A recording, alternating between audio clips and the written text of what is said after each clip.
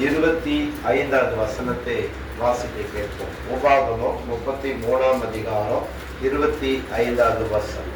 இரும்பும் வெண்கலமும் உன் பாதரட்சின் கீழ் இருக்கும், உன் நாட்களுக்கு தக்கதாய் உன் பலனும் இருக்கும் என்றான். ஆமென். ஹல்லேலூயா. தேவனுடைய நாமத்தை பற்றி இந்த வசனம் பாருங்க. இரும்பும் வெண்கலமும் உன் பாதரட்சியின் கீழ் இருக்கும், உன் நாட்களுக்கு தக்கதாய் உன் பலன் இருக்கும் என்றான். ஆமென். உன் நாட்களுக்கு தக்கதான ஒரு பலன் உனக்கு இருக்கும். ஆமென். நாட்கள் எல்லா நாளும் ஒரே நாளாக இல்லை. நான் வார வாரம் சொல்றேன், அந்த நாள் சொல்லல. நேற்றுக்கு நம்ம நல்லா இருந்தோம், இன்னைக்கு முடியல. சிலருடைய வாழ்க்கையில பாருங்க, கொஞ்ச நாள் நல்லா இருப்பாங்க, கொஞ்ச நாள் பலவீனமா இருப்பாங்க, கொஞ்ச நாள் சில பிரச்சனையில இருப்பாங்க, போராட்டத்துல இருக்கும். சில நாட்கள் எல்லாமே சிலர் சொல்லுவாங்க, இந்த மாசம் போய்க்க, இந்த மாசம் சீக்கிரமா முடிஞ்சா பரவாயில்ல, இந்த வருஷம் ஏன் வந்துருச்சு, இந்த வருஷம் பிறந்திலிருந்தே கண்ணீரும் துக்கமும் வேதனையும் தான் அப்படின்னு எல்லாம் சொல்றது உண்டு. அப்ப இங்க ஆண்டவர் சொல்ற பாருங்க, உன் நாட்களுக்கு தக்கதான பலன் உனக்கு இருக்கும். ஆமே.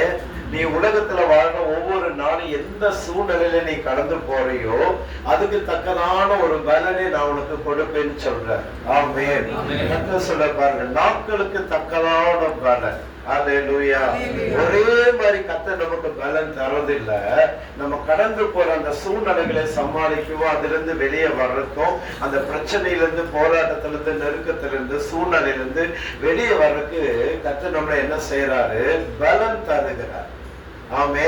பாருங்க, சங்கீதம் 18:1 பார்த்தா, என் பலனாகிய கர்த்தாவே நான் உம்மில் அன்பு கூறுவேன்னு சொல்றார். இன்னும் சங்கீதம் பாருங்க 22:19 சொல்லும் போது தேவனுடைய வார்த்தை சொல்லுகிறது, உங்களுடைய பலத்தினால எனக்கு சகாயம் கிடைக்க பண்ணும் அப்படின்னு சொல்றார். 22:19 சங்கீதம். 29ஆம் சங்கீதம் 11 சொல்லுது, கர்த்தர் தமது ஜனத்துக்கு சமாதான அருளை பலனை கொடுக்கிறாரா. ஆமென். இந்த சங்கீதங்கள் எல்லாம் சங்கீதக்காரன் எழுதுப சொல்றாரு பாருங்க. ஒருத்தர் சொல்றாரு, நான் உங்களிடத்துல அன்பு கூறுவேன், இன்னொருத்தர் சொல்றாரு எனக்கு சகாயம் பண்ணும், இன்னொருத்தர் சொல்றாரு எனக்கு பலனை தாரும் அப்படின்னு சொல்லி. ஹல்லேலூயா. அப்ப தேவனை சார்ந்து நம்ம நிற்கும் போதுதான் நமக்கு ஒரு பலன் தேவன் தருகிறார். ஆமே. இப்ப அந்த வசனம் உபாகம் 33ஆம் அதிகாரம் 25 வாசகம் பாருங்க, நாட்களுக்கு தக்கதான பலன் இருக்கும். ஆமே. சரி, ஆண்டவர் அப்படி என்ன பலன் நமக்கு தர போறாரு? என்ன பலன்? நம்முடைய நாட்களுக்கு தக்கதான பலனை கர்த்தர் தருவேன்னு சொல்றாருல. எப்படிப்பட்ட பலன் எல்லாம் கர்த்தர் நமக்கு முதலாவது தராரா? வாசிங்க. உபாகமம் 8ஆம் அதிகாரம் 17-18 வசனம் வாசிங்க. முதலாவது கர்த்தர் எந்த பலன் நமக்கு தராரா? உபாகமம் 8ஆம் அதிகாரம் 17-18 வசனம். என் சாமர்த்தியமும் என் கைபலனும் இந்த ஐஸ்வர்யத்தை எனக்கு சம்பாதித்தது என்று நீ உன் இருதயத்திலே சொல்லிக் கொள்ளாமலும் இருக்க எச்சரிக்கையாய் இருந்து உன் தேவனாய கர்த்தரை நினைப்பாயாக. அவரே உன் பிதாக்களுக்கு ஆணையிட்டு கொடுத்த நம்முடைய உடன்படிக்கையை உறுதிப்படுத்தும்படி இந்நாளில் உனக்கு உண்டாயிருக்கிறது போல ஐஸ்வர்யத்தை சம்பாதிக்கிறதான பலனை உனக்கு கொடுக்கிறவர். ஆமென். ஹல்லேலூயா. மோசே மூலமா இஸ்ரவேல் ஜனங்களுக்கு தேவன் சொல்லி வர வார்த்தை. அப்படி சொல்லி வரும்போது மோசே சொல்றாரு, உனக்கு வீடு, வாசல், தோப்பு, வருமானம், உனக்கு சம்பாத்தியம், ஐஸ்வர்யம் இதெல்லாம் நீ வந்துட்டனா, என் ஞானம் எனக்கு இது தந்தது, என் சாமர்த்தியம் இது சம்பாதிக்க வச்சது, என் திறமை இது எனக்கு கிடைக்கும்படி செய்து என்று சொல்லாது இருப்பனாக. ஏன்னா உனக்கு ஐஸ்வர்யத்தை சம்பாதிக்கிறதுக்கு யார் பலன் தர்றாரோ உன் தேவனாய் கர்த்தர் தான் உனக்கு அந்த பலனை தருகிறவர். ஹல்லேலூயா. பாருங்க, வேதம் சொல்லுது, நீ ஐஸ்வர்யத்தை சம்பாதிக்கிறதுக்கு, நாம ஐஸ்வர்யத்தை சம்பாதிக்கிறதுக்கு கர்த்தர் நமக்கு பலனை தருகிறார். ஆமே. ஆண்டவர் என்ன சொல்றாரு? நீ என்ன 24 மணி நேரம் என்ன ஆராய்ச்சிட்டே இரு, என்ன தூச்சிட்டே இரு, என் வசனத்தை, என் வேதத்தை படிச்சுட்டே இரு, நான் உனக்கு சம்பளம் தரேன், சாப்பாடு தரேன், வாழக்கூடாது எல்லா வழி தரேன்னு சொல்லல. ஆண்டவர் எப்படி சொல்ற பாரு, நீ சம்பாதிக்கணும், நீ உலகத்துல வாழணும்னா நீ சம்பாதிக்கணும். உனக்குன்னு மனைவி இருக்கு, உனக்குன்னு பிள்ளை இருக்கு, உனக்குன்னு குடும்பம் இருக்கு. அப்ப இந்த குடும்பத்தை இது எல்லாத்தையும் உலகத்துல நீ வாழணும்னா நீ சம்பாதிக்கணும். அப்ப அதுக்கு கர்த்தர் பாருங்க, அதுக்குண்டான பலனை தருகிறாராம். ஹல்லேலூயா. ஆமென். பாருங்க, சம்பாதி நமக்கு நிறைய பேர் என்ன நினைக்கிறாங்கன்னா, ஸ்தோத்திர சம்பாதிக்கிறது கிடையாது. வேலை செய்யறது உண்மைதான். வேலைக்கு போறது, காலையில வேலைக்கு போய் சாயங்காலம் வர்ற வரைக்கும் வேலை செய்யறாங்க. எங்க அம்மா அடிக்கடி ஒரு பழமொழி சொல்லுவாங்க எங்கிட்ட, நான் வேலை செய்யற நாட்களில, வேலை செய்யற காலத்துல எப்பாவது ஒரு தடவை தான் ஊருக்கு போவேன் கேரளாவில். சரி, அப்ப எங்க அம்மா அப்பா எல்லாம் கேரளாவில் இருக்கும். போகும்போது எங்க அம்மா ஒரு 500 ரூபா தான் கொடுன்னு சொல்லுவோம். நான் சொல்லி இல்லம்மா அப்படின்னு. இப்படியே ஒவ்வொரு தடவையும் கேட்கும்போது இல்லைன்னு சொல்லுவாங்க. ஆனா வீட்டுக்கு வேண்டியதெல்லாம் கொடுத்துருவேன், எக்ஸ்ட்ரா கேட்கும்போது இல்லைன்னு. ஒரு நாள் எங்க அம்மா ஒரு பழமொழி சொல்லும்போது நான் கொஞ்சம் சிந்திச்சேன். அம்மா எப்படி சொன்னாங்கன்னா, இப்படி சொன்னாங்க, பறக்க பறக்க பாடுபட்டு படுக்கிறதுக்கு ஒரு பாய் கூட இல்லையே லியோனேங்கிற மாதிரி இருந்துச்சு. அதாவது எப்ப கேட்டாலும் வேலை இருக்கு வேலை இருக்கு வேலை இருக்குன்னு வீட்டுக்கே வர மாட்டேங்கிறேன். ஏன் நாளைக்கு வேலைக்கு இல்லம்மா வேலை இருக்கு, நாளைக்கு வேலை இல்ல, அந்த ஐட்டம் கொடுக்கணும், நெய்யடிக்கணும், ஒட்டணும், ஊதணும், வைக்கணும், இப்படியே சொல்லிட்டு இருப்பேன். அப்ப ஆண்டவன் எங்க அம்மா சொல்றாரு, எப்ப கேட்டாலும் வேலை இருக்கு வேலை இருக்குன்னு. ஆனா செலவுக்கு காசு கேட்டா இல்லைன்னு சொல்றேன். அதுக்குதான் ஆண்டவர் எங்க அம்மா சொன்னாங்க, பறக்க பறக்க பாடுபடுறாங்க. சாப்பிடறதுக்கு நேரம் இல்ல, தூங்குறதுக்கு நேரம் இல்ல. சரியா, சாப்பிடறதுக்கு நேரம் இல்ல, தூங்குறதுக்கு நேரம் இல்ல, நல்லது கெட்டதுக்கு போறதுக்கு நேரம் இல்லை. அப்புறம் எல்லாம் பிஸியா தான் இருக்கு. ஆனா கையில என்ன இருக்குன்னு ஒரு ஓட்ட காலனி கூட கிடையாது. உண்மையா சிலர் பாருங்களேன், வந்து ஊருக்கு வரும்போது வந்துட்டு போகும்போது கடன் கேட்பாங்க. அப்ப ஆண்டவர் சொல்றாரு, நான் உனக்கு பலனை தந்திருக்கிறேன், நீ சம்பாதிக்கணும். நீ சம்பாதிச்சாதான் உன்னால நிம்மதியா வாழ முடியும். ஆமென். நீ சம்பாதிக்காத வரைக்கும் நிம்மதிங்கிற வார்த்தை நீங்க பயன்படுத்தவே முடியாது. சம்பாதிக்கலைன்னா நீங்க நினைச்ச மாதிரி உள்ள வாழ்க்கை வாழ முடியாது. சம்பாதிக்கலைன்னா உங்களை மதிக்க மாட்டாங்க உலகத்துல. சம்பாதிக்கலைன்னா உங்க பிள்ளைகளுக்கு நீங்க கரையேற்ற முடியாது. உங்க பிள்ளைகளுக்கு ஒரு நல்ல வாழ்வாதார வாழ்க்கையை கொடுக்க முடியாது. நீங்க ஆண்டுக்குள்ள நம்ம கத்தருக்குள்ள வந்தாலும் கூட நகையே போடாம இருந்தாலும் அதுக்கு ஈக்குவலா தான் கேட்டுட்டு போறாங்க. நகை காதலி கழுத்துல நகை போட மாட்டோம், ஆனா அவங்க அதுக்கு ரிலேட்டடா என்ன கேட்கணுமோ கேட்கறாங்க. எந்த பொண்ணை வந்து சும்மா கல்யாணம் பண்ணிட்டு போறாங்க கேளுங்க.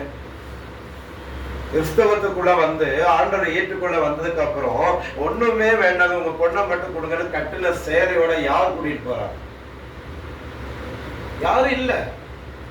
அப்ப என்ன வேண்டாம்னா, அந்த சூழ்நிலை வரும்போது யார்கிட்ட கேட்கலாம், எப்ப கேட்கலாம்? அப்ப ஏன் அந்த நிலைமை வருதுன்னா சம்பாதிக்காதனால. ஆனா ஆண்டவர் என்ன சொல்றாரு, உன் தேவனாய் கர்த்தர் உனக்கு ஐஸ்வர்யத்தை சம்பாதிக்கிறதுக்கு என்ன தர்றாரா? பலனை தருகிறாரா? ஆமென். அப்ப கர்த்தர் நமக்கு பலனை தந்துட்டாரு. ஏன் சம்பாதிக்க முடியாம போயிடுச்சு தெரியுமா? வாசிங்க நீதிமொழி 24ஆம் அதிகாரம் 5ஆம் வசனத்தை வாசிங்க. நீதிமொழி 24ஆம் அதிகாரம் 5ஆம் வசனம்.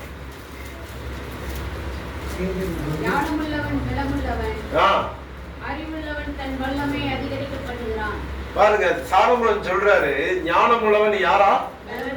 பலமுள்ளவன். இன்னைக்கு பலன் எதுன்னா இது காமிக்கிறாங்க. என்ன 6 பேக், 7 பேக், 8 பேக் எல்லாம் சொல்றாங்க. இதெல்லாம் பலன். வேதம் சொல்றது ஞானம் உள்ளவன் தான் பலன். அப்ப ஆண்டவர் என்ன செய்யறாரு, நமக்கு என்ன தொழில் தெரியுதோ அதுல ஞானத்தை தர்றாரு. நுணுக்கமா செலவு பண்ணி கரெக்டா சம்பாதிச்சு கரெக்டா செலவு பண்ணி மிச்சம் மீதி எடுத்து வைக்க தேவன் நம்மளை நடத்துறார். ஆமென். அப்ப யாருக்கு ஞானம் இருக்கிறதோ அவன் தான் பலம் உள்ளவன். அதனாலதான் நீதிபதி 4ஆம் அதிகாரம் 5-6 சொல்றது, நீ என்னத்தை சம்பாதிச்சாலும் சம்பாதிக்காவிட்டாலும் ஞானத்தை சம்பாதி, ஞானம் உன் வீட்டை கட்டும். இந்த ஞானம் எப்ப வரும்? நீதிமொழி 1:7 சொல்றது, கர்த்தருக்கு பயப்படுகிறதே ஞானத்தின் ஆரம்பம். யாக்கோபு 1ஆம் அதிகாரம் 5ஆம் வசனம் சொல்றது, உங்களில் ஒருவர் ஞான குறைவுள்ளவனாய் இருந்தா யாவருக்கு சம்பூர்ணமாய் கொடுக்கிற விடத்துல கேட்க கடவுது, அப்போ அவர் சம்பூர்ணமாய் தந்தருளுவார். ஆண்டவர் சொல்றார், உனக்கு ஞானம் இல்லையா, அறிவு இல்லையா, புத்தி இல்லையா, திறமை இல்லையா, இதுவே சொல்லி சொல்லி உன்னை நீயே சபிக்காதபடி என்கிட்ட கேளு, நான் உனக்கு தர்றேன். அல்லேலூயா. ஆமென். நான் உங்ககிட்ட தர்றேன். அல்லேலூயா. அப்ப கொஞ்சம் யோசிச்சு பாருங்க, சம்பாதிக்க பலன் தருகிற ஒரு சமயம் பாருங்க, ஸ்தோத்திரம். ஒரு சமயம் அந்த வடவழியில ஹாஸ்பிட்டல்ல அட்மிட் ஆக வேண்டிய சூழ்நிலை. என்ன, அப்ப நான் வேலை செஞ்சுட்டு இருக்கிற நாட்களில மத்தியான நேரம், இதே மாதிரி மத்தியானம் சாப்பிடுற நேரம், சரி ஒரு சின்ன வேலை இருக்கு, நான் செஞ்ச வேலை தங்க வேலை தான், ஒரு சின்ன வேலை, அதை முடிச்சுட்டு சாப்பிட போயிடலான்னு சொல்லி அதை முடிக்க போய் அது இழுத்துருச்சு வேலை. மத்தியானம் சாப்பிடல. 6 மணி ஆச்சு. இனி என்ன மதியம் சாப்பிடணுமா, நைட் சேர்த்து சாப்பிடலான்னு அப்படியே போயிடுச்சு. வேலை முடிச்ச உடனே பாருங்க என்ன நடந்ததுன்னா காய்ச்சல் வந்துருச்சு. அந்த காய்ச்சல் போய் செக் பண்ணி பார்த்தா நார்மல் காய்ச்சல் நினைச்சு அதுக்கு விடல. அப்புறம் ஒரு 10 நாள் கழிச்சு காய்ச்சல் வந்துட்டே இருந்தனால பிளட் டெஸ்ட் பார்த்தா டைஃபாய்டு. இப்போ அட்மிட் பண்ணணும். அதுதான் அந்த வடவழியில வெள்ளராங்கிற ஒரு ஹாஸ்பிட்டல்ல என்ன அட்மிட் பண்ணிட்டாங்க. என்னை அட்மிட் பண்ணது யாருன்னா என்னுடைய மாமா பையன். அவன் என்ன அட்மிட் பண்ணிட்டு மாமா பையன் என்ன சொன்ன, மச்சான் இப்ப வரேன்னு சொல்லி போனவன் 4 நாளா வரல. இப்ப நான் காய்ச்சல்ல போய் அட்மிட் ஆகி, நல்லா பாருங்க, காய்ச்சல் அட்மிட் பண்ணும்போது ஸ்வீட்டே வாயில கொண்டாலும் கசப்பா தான் தெரியும்ல. இப்ப 4 நாளுக்கு முன்னாடி அந்த அட்மிட் பண்ண அன்னைக்கு அந்த நர்ஸ் கேட்கறாங்க, இவருக்கு ட்ரிப்ஸ் போன வேற ஏதாவது சாப்பிட்டாரான்னு. இல்ல எதுவும் சாப்பிடல அப்படின்னா, சரி அப்போ ஒரு ஏதாவது போய் இட்லி வாங்கிட்டு வாங்கன்னு கீழே ஹோட்டலுக்கு போய், அந்த ஹாஸ்பிட்டலுக்கு கீழே ஹோட்டலுக்கு போய் பார்த்தா இட்லி இல்ல பரோட்டா தான் இருக்கு. இப்போ பரோட்டா நீங்க ஃப்ரெஷ்ஷா வாங்கினாலும் ஊற வச்சுதான் சாப்பிடணும் இல்லையா? இப்போ அது வாங்கிட்டு வந்துட்டாரு. இப்போ காய்ச்சலுக்கு எப்படி பரோட்டா சாப்பிட முடியும்? உங்களை என்னங்க சொல்ல, போய் ஒரு பண்ணு பிரெட் எல்லாம் வாங்கிட்டு வாங்க கொடுத்துட்டு இருந்துச்சு. இப்போ 3 நாள்ல அந்த ட்ரிப்ஸ் ஏற்றி ஃபீவர் எல்லாம் விட்டுருச்சு இருந்துச்சு. நல்லா பசி, நல்லா பார்த்துங்க, நல்லா பசி, ஃபீவர் விட்டுருச்சு, பசி, கையில காசு கிடையாது. இப்ப சரி ஏதாவது சாப்பிடலான்னு பார்த்தா இல்ல. அந்த அட்மிட் பண்ற அன்னைக்கு 3 நாளுக்கு முன்னாடி வாங்கின பாருங்க பரோட்டா, அதுதான் அந்த கபோர்ட்ல இருக்கு டேபிள்ல. சரி வேற என்ன பண்றதுன்னு சொல்லி அதை எடுத்து, குருமா கெட்டு போயிடுச்சு, அது மட்டும் தான் இருக்கு. அப்ப அதை எடுத்துட்டு ஜெபம் பண்ணி எடுத்து ஸ்மெல் பண்ணி பார்த்தா நல்லா இருக்கு, என்ன சூடோட வாங்கிட்டு வந்தது. சரின்னு சொல்லிட்டு ஜெபம் பண்ணி அதை பிச்சு இப்படி சாப்பிட போற நேரத்துல ஆண்டவர் பேசுறது, இந்த நிலைமை உனக்கு தேவைதானான்னு கேட்டார். பரிதாபப்படல, கர்த்தரு பரிதாபப்படல. ஐயோ என் மகனுக்கு இப்படி வந்துருச்சு, தரித்திரம், ஒரு சாப்பாட்டுக்கு வழி இல்ல, காசு கொடுக்கல, இப்படி பண்ணிட்டாங்கன்னு ஆண்டவர் பரிதாபத்தோடு வரல, வருத்தத்தோடு வரல, வேதனையோடு வரல, கண்டிக்கிறவராய்தான் வந்தார். இந்த நிலைமை உனக்கு தேவைதானா? ஆண்டவர்கிட்ட என்ன ஆண்டவர், நான் உனக்கு எதுக்கு வேலை கொடுத்தேன்? சாப்பிட்றதுக்கே உனக்கு நேரம் இல்லைன்னு எதுக்கு நீ வேலை செய்யற? நம்ம ஆளுங்க பெரும்பாலும் ஆட்கள் அப்படிதான் இருக்கீங்க. ஆண்டவர் பார்க்கிற வரைக்கும் பார்ப்பாரு, நீட்டா இழுத்து விட்டுருவாரு, 10 நாள் படுத்துட்டு வான்னு. 2 தெசலோனிக்கர் 3ஆம் அதிகாரம் 8-10 முடிய வாசிப்பாரு. வேலை செய்யாதவன் சாப்பிடாம இருக்க கடவுள். அப்ப வேலை செய்யறவன் ஒழுங்கா பண்றீங்களா? சாப்பிடுக்கு நீ சாப்பிட்டு சுகமா பலனா ஆரோக்கியமா இருந்தா கர்த்தர் சொல்ல உன்னை நான் ஆசீர்வதிக்கிறேன். உனக்குதான் சாப்பாடு வேண்டாம், தண்ணி வேண்டாம், தூக்கம் வேண்டாம்னு இருக்கு. அப்ப எதுக்கு நான் உன்னை ஆசீர்வதிக்கணும்? உனக்கு எதுக்கு நான் உன்னை ஆசீர்வதிக்கணும்? உன் வேலையே நான் ஆசீர்வதிக்கணும், உன் கையும் பிரயாசத்தை நான் ஏன் ஆசீர்வதிக்கணும், உன் தொழிலையே நான் ஆசீர்வதிக்கணும். அப்ப ஆண்டவர் சொல்ல பாருங்க, இங்க பாருங்க, ஸ்தோத்திரம், வாசிங்க. ஜோசுவாவின் புஸ்தகம் 14ஆம் அதிகாரம் 11ஆம் வசனம் படிங்க சீக்கிரமா. ஜோசுவா 14ஆம் அதிகாரம் 11, 12 படிங்க. அங்க ஒரு மனுஷன் சொல்றான் பாருங்க. ஜோசுவா 14ஆம் அதிகாரம் 11, 12. அனுப்புகிற நாளில் எனக்கு இருந்த அந்த பலன் இந்த நாள் வரைக்கும் எனக்கு இருக்கிறது.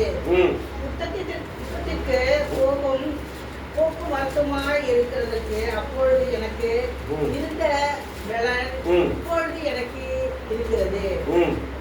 ஆகையால் கர்த்தர் அந்நாளிலே என்னை கர்த்தர் அந்த நாளிலே சொன்ன இந்த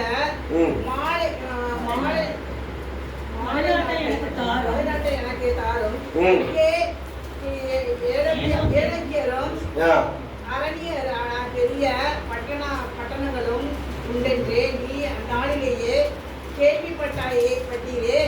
கர்த்தர் என்னோடு இருப்பாரானால் கர்த்தர் சொன்னபடி அவைகளை 11ஆம் வசனத்தை பாருங்க, நான் வாசிக்கிறேன். மோசே என்னை அனுப்புகிற நாளிலே எனக்கு இருந்த அந்த பலன் இந்நாள் வரைக்கும் இருக்குது, இந்நாள் வரைக்கும் எனக்கு இருக்குது. யுத்தத்திற்கு போக்குவரத்துமாய் இருக்கிறதுக்கு அப்போது எனக்கு இருந்த பலன் இப்பொழுது எனக்கு இருக்குது. ஆமே. 7ஆவது வசனத்தை நீங்க வாசிச்சு பாருங்க. தேசத்தை வேவு பார்க்க கர்த்தரின் தாசனாகிய மோசே என்னை காதேஸ் பண்ணையிலிருந்து அனுப்புகிற போது எனக்கு 45 வயது இருந்தது, 40 வயதா இருந்தது. என் இருதயத்தில் உள்ளபடி அப்போ அவருக்கு மறு செய்தி கொண்டு வந்தேன். ஆமே. இப்ப பாருங்க, இப்ப எத்தனை வருஷம் பார்த்தோன்னா 10ஆம் வசனத்துல தாழ பாருங்க, 85 வயது உள்ளவனா இருக்கிறேன். மோசே இவர்களுக்கு தேசத்தை குறித்து பேசும்போது இது யார் சொல்றாருன்னா காலேப்பு. காலேப்பு கிட்ட மோசே சொல்றாரு, நீ கால் மிதிக்கும் தேசத்தை நீயும் உன் பிள்ளைகளும் சுதந்திரிப்பாக என்று. எப்ப சொன்னது? 40 வருஷத்துக்கு முன்னாடி. அப்ப காலேப்பு என்ன சொல்றாரு, 40 வருஷத்துக்கு முன்னாடி இருந்த அதே பலன் எனக்கு 85 வயசாயும் என் பலன் குறையல. இன்னைக்கு எனக்கு அந்த மலை தேசத்தை தாரும், மலை நாட்டை தாரும். என்னால இன்னைக்கு மலை ஏற முடியும், என்னால இன்னைக்கு மலை ஏற முடியும், யுத்தத்துக்கு போக முடியும், யுத்தத்துல எல்லாம் பண்ண முடியும் என்று சொல்றாரு. அப்ப பாருங்க, எல்லாம் பாருங்க, 40 வயதுல இருந்து அதே பலன் 85 வயதாயும் பலன் குறையல. ஆமே. ஜோஷுவா அவர்களுக்கு சமாதானமான ஒரு நிலத்தை கொடுக்கலான்னு பார்த்தா, அதாவது சமாதானமா இருக்க கொடுக்கல. காலேப்பு கேட்டு வாங்குறாரு, எனக்கு மலை நாட்டை தாரும். அங்க ஏனேக்கர் எபேசர் எல்லாம் இருக்கிறாங்கன்னு தெரியும். பட் நான் அவங்களோட கூட சண்டை போட்டு யுத்தம் பண்ணி அவங்களை துரத்தி அது எனக்கும் என் பிள்ளைகளுக்கும் என் சந்ததிக்கும் அதை நான் சுதந்திரமாக்கி கொள்ளுகிறேன். அல்லேலூயா. அப்ப ஆண்டவர் என்ன சொல்றாரு, உன் தேவனாய கர்த்தர் உனக்கு ஐஸ்வர்யம் சம்பாதிக்கிறதுக்கு பலனை தருகிறவர். அல்லேலூயா. ஆமா. இப்ப இவர் சாட்சி கொடுக்கிறார்ல, பாருங்க, 40 வயதா இருந்த பலன் 80 வயதாய் என் பலன் குறையல. ஆமே. இப்ப நம்ம என்ன சொல்றோம் சொல்லுங்க, நம்ம என்ன சொல்றோம்? 40ல எல்லாம் முடிஞ்சது. கரெக்ட். ஏன்னா 30-20 வயசுல ஹார்ட் அட்டாக் வந்துருது, 30 வயசுல ஹார்ட் அட்டாக் வந்துருது இல்ல. அப்ப ஆண்டவர் இப்ப முதலாவது நான் சொல்ல வர்றது என்னன்னா, நாட்களுக்கு தக்கதான பலன் வரும். உங்களுடைய தேவைக்கு தக்கதான பலன் உங்களுக்கு கர்த்தர் தருவார், நீங்க சம்பாதிக்கத்தக்கத. ஆமென். ஹல்லேலூயா. அப்ப ஆண்டவர் விரும்புறது என்ன? நீ என்ன தேடும்போது வேணா தரித்திரமா இருக்கலாம், நீ என்ன தேடும்போது கடன்ல இருக்கலாம், நீ என்ன தேடும்போது பிரச்சனையில இருக்கலாம், நீ என்ன தேடும்போது போராட்டத்தில் இருக்கலாம், நீ என்ன தேடும்போது கடன் பிரச்சனையில சிக்கி என்ன பண்றன்னு சொல்லி மறைந்து வாழ வேண்டிய சூழ்நிலை நீ இருந்திருக்கலாம் என்ன தேடும் போது.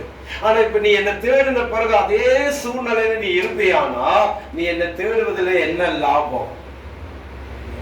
அப்போ நீ என்ன தேடி வரும்போது நீ என் பிள்ளை இல்லை, அப்பதான் நீ என்ன தேட ஆரம்பிக்கிற. ஆனா இப்ப நீ என் பிள்ளை, இன்னும் நீ ஆசீர்வாதமா இல்லைன்னா உனக்கு வெட்கக்கேடு இல்லை, எனக்கு தான் வெட்கக்கேடு. அப்ப ஆண்டவர் என்ன சொல்றாரு, நீ எப்படி வாழணும், நீ எப்படி சம்பாதிக்கணும், நீ எப்படி உயரணும், உன் வேலையில, வியாபாரத்துல, தொழில, பிசினஸ்ல நீ எப்படி சம்பாதிக்கணுங்கிற ஞானம் உனக்கு நான் தர்றேன். அதை வைத்து வாழ்ந்து முன்னேற பழகு. ஹல்லேலூயா. ஆமென். அப்ப ஆண்டவர் அதை பலப்படுத்துறார். ஹல்லேலூயா. ஆமென். சிலரை பார்த்திருக்கீங்களா, பிசினஸ் ஆண்டவர் பார்த்துதான் இதை வச்சு தொழில் செய்யணும். இவங்க அழகா தூக்கி எவனை நம்ப கூடாதோ அவங்க கையில கொடுத்துட்டு முடிச்சிட்டு இருப்பாங்க. அதை கொடுக்க போற நேரத்துக்கு முன்னாடி வந்து கத்தடத்துல கேட்கணும் இல்ல. அதை கொடுக்க போற நேரத்துல பாருங்க, கொடுக்க போற நேரத்துல எங்கிட்ட நிறைய பிசினஸ் வரும். நான் ஊழியத்துல இருக்கனால இந்த MLM பிசினஸ் இருக்குல்ல, மல்டிபிள் அந்த பிசினஸ் எல்லாம் வரும். ஒரு நாள் ஆண்டவர் சொன்னாரு, நான் உன்னை அழைச்சது ஊழியத்துக்கு, பிசினஸுக்கு இல்ல. எந்த பிசினஸ் உங்ககிட்ட வந்தாலும் நீ அதுக்கு செவி கொடுக்கூடாது, ஒழுங்கு முறையே ஊழியத்தை மாத்திரம் கவனி. ஆமென். அதனால இப்ப எந்த பிசினஸ் பத்தியோ தொழிலை பத்தி எதையும் பேசுறது கிடையாது. ஆமென். ஹல்லேலூயா. அப்படி அது ஆண்டவர் இப்படி என்ன எச்சரிக்கிறதுக்கு முன்னாடி ஒரு பிசினஸ் வந்தது. சரி, அதுக்காக நான் ஜெபம் பண்ண, ஆண்டவரே இப்ப வந்திருக்கு, சரி ஏதோ நம்ம முழு நேரம் ஊழியம் ஏதோ இடையில இப்படி பண்ண ஏதோ வந்த வீட்டுக்கு உதவுமே சொல்லி பார்த்தா ஆண்டவர் போய் கேட்டா ஆண்டவர் சொல்றாரு, மனுஷனை நம்புவது பார்க்கலும் கர்த்தர் பேர்ல பற்றுதா இருப்பது நல்லது. அதனுடைய அர்த்தம் என்ன? இவன் சொல்லுவான் நம்பாத, இவன் ஏமாத்துவா அப்படின்னு. கொஞ்ச நாள் நல்லா வந்துச்சு, கடைசியில் பார்த்த எஸ்கேப் எங்க இருக்குன்னே தெரியல. நல்ல வேலை நான் போட்டது எனக்கு வந்துருச்சு. ஹல்லேலூயா. அப்ப ஆண்டவர் என்னன்னா ஏமாந்துட்டு போய் இப்ப நமக்கு கர்த்தர் ஒரு தொழில் தந்த அதை விட்டுட்டு போய் குறுக்கு வழியில ஷார்ட்டான ஸ்கூல்ல பெரிய பணக்காரன் ஆண்டவர் அப்படி நடத்த மாட்டார். ஆமென். நியாயமாக முத்தியாக நேர்மையாக நீங்க என்ன தொழில் செய்றீங்களோ அதை கர்த்தர் ஆசீர்வதிப்பார். ஆமென். சொல்லுங்க ஹல்லேலூயா. அப்ப நீங்க என்ன செய்யணும்? கொடுக்கிறவங்களா தான் இருக்கணும்.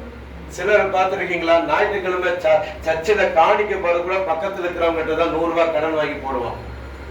ஏன் வாங்கி போறேன்னு தெரியுமா? நான் எடுக்க மறந்துட்டேன், வீட்டுல போய் தரேன்.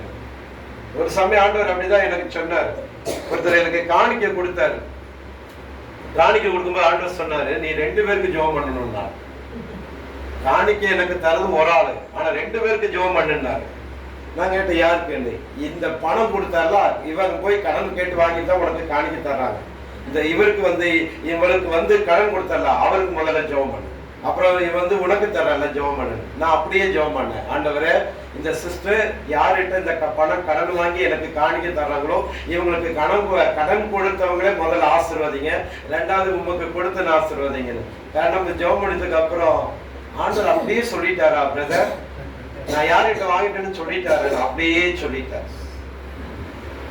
ஏன் சொல்றேன்னா, நீங்க உங்களுக்கு ஆண்டவர் கை காலெல்லாம் அந்த கை காலெல்லாம் ஒடிச்சு வளைஞ்சு பெண்டு கையிலாகாதவங்க கிடையாது, நல்லாதான் கர்த்தர் வச்சிருக்கிறார். அப்ப ஏன் சம்பாதிக்க முடியலன்னா ஞானம் இல்லாதனால, அறிவில்லாதனால. ஓசியா 4:6 சொல்றாரு, என் ஜனங்கள் அறிவில்லாதனாலதான் சங்காரமாகறாங்க. நீ என் பிள்ளைதான், நீ என் ஜனம்தான், ஆனா உனக்கு எது இல்ல? அறிவில்ல, புத்தி இல்ல, தெளிவில்லை. நான் உங்களை திட்டல, வசனம் அப்படி சொல்லுது. சரியா? ஆமென். அப்ப இன்னைக்கு ஆண்டவர் சொல்றாரு, இனி என் சமூகத்துல நீ வரும்போது சம்பாதிச்சுட்டு வா. ஹல்லேலூயா. ஆமென். கேளுங்க, ஆண்டவர்ட்ட போய் கேளுங்க, நான் என்ன தொழில் செய்யணும், என்ன பிசினஸ் பண்ணணும், என்ன வியாபாரம் பண்ணணும், என்ன தொழில எனக்கு ஆசீர்வாதம் வைத்திருக்கீங்க, அதை எப்படி செய்யறது, எப்படி பண்றது, நடக்கிறது அப்படி நீங்க ஆண்டவர்ட்ட கேட்டீங்கன்னா ஆண்டவர் உங்களை நடத்துவார். ஹல்லேலூயா. சொல்லுங்க ஆமென். ஹல்லேலூயா. அதுக்கு நான் சில வசனங்களை சொல்றேன், எழுதுறவங்க எழுதிங்க. சங்கீதம் 52:7, சங்கீதம் 62:7, சங்கீதம் 71:9. ஹல்லேலூயா. 71:9, இன்னும் பிரசங்கி 9:16. இந்த வசனம் எல்லாம் வீட்டுல போய் படிச்சுப்பாங்க. அப்ப முதலாவது கர்த்தர் என்ன சொல்றாங்க? முதலாவது தேவன் சொல்றது என்னன்னா, உனக்கு ஐஸ்வர்யத்தை சம்பாதிக்க நான் பலன் தரேன். ஆமென். ஹல்லேலூயா. ஆமென். நீங்க கடன் வாங்கி ஆண்டவர்ட்ட போய் நீங்க கடன் வாங்கிட்டு கர்த்தரை நீங்க ஆராதிக்கலன்னா நடக்கவே நடக்காது. ஏன் தெரியுமா? நீங்க கண்ணை மூடுன முதல் ஆளு யார் வரும் தெரியுமா? கர்த்தர் வர மாட்டாங்க. நீங்க யாருக்கு பணம் தரணுமோ அவங்கதான் ஃபர்ஸ்ட் வரும். நீங்க கதவு சாத்தி உள்ள இருக்கும். ஒரு விசுவாசி கதவு தட்டினாலும் உங்களுக்கு ஐயோ அவர் வந்துட்டாரா, அந்த ஆளா இருக்குமா? பிள்ளைகளுக்கு பொய் சொல்ல கத்து கொடுக்கறதே அங்கதான். உள்ள இருந்துட்டு அவரா இருந்தா, அந்த அண்ணனா இருந்தா, கருப்பா இருந்தா அந்த அண்ணனா இருக்கும், நீ சொல்லு. அம்மா வீட்டுல இல்ல, வெளியே போயிட்டு போய் சொல்லுன்னு. அம்மா எங்க இருக்கு? வீட்டுக்குள்ளதான் இருக்கு. ஆனா என்ன சொல்லி கொடுக்குறோம்? அம்மா இல்லைன்னு சொல்லி கொடுக்குறோம். அந்த போய் அவங்க ஸ்கூல் லீவ் எடுக்கிற நேரத்துல சொல்லுவோம், அப்ப நம்ம அக்செப்ட் பண்ண மாட்டோம். சரியா? சரி போட்டு. முதலாவது தேவன் பலன் தரும். ஹல்லேலூயா. கேளு, ஆண்டவர்ட்ட கேளுங்க. ஆமென். இந்த தொழில் ஆசீர்வதிங்க, இந்த தொழில் நான் என்ன தப்பு பண்றேன், என்ன வேற பண்றேன். நான் வேலை செய்யற காலத்துல நான் ஒரு பட்டறையில வேலை செஞ்சேன். அது ஆண்டவரை தேடுற பிள்ளைங்க தான். சரியா? பட்டறையில வேலை இல்லை, தங்கப்பட்டறையில வேலை இல்லை. அப்ப என்ன பண்ணாரு, 2 நாள் உபவாசம் போட்டேன். 2 நாள் உபவாசம் போட்டு ஜெபம் பண்றேன் வேலைக்காக.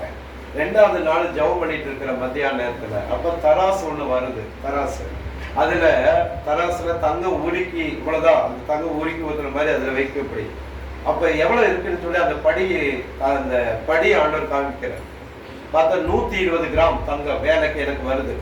அப்ப அதெல்லாம் காமிக்கிறாரு, தரிசனத்துல காமிக்கிறாரு. இந்த வாரத்துல இன்னும் 2 நாள் உனக்கு 120 கிராம் தங்கத்துல வேலை வரும். அப்படி இருக்கும்போது ஆண்டவர் சொன்னார், சரி இந்த 2 வாரமா ஏன் பட்டறையில வேலை இல்லை தெரியுமா? உங்க ஓனர்கிட்ட போய் சொல்லு. நீதிபதி 11:1 சொல்லுது, கள்ள தராசு கர்த்தருக்கு அருவருப்பானது.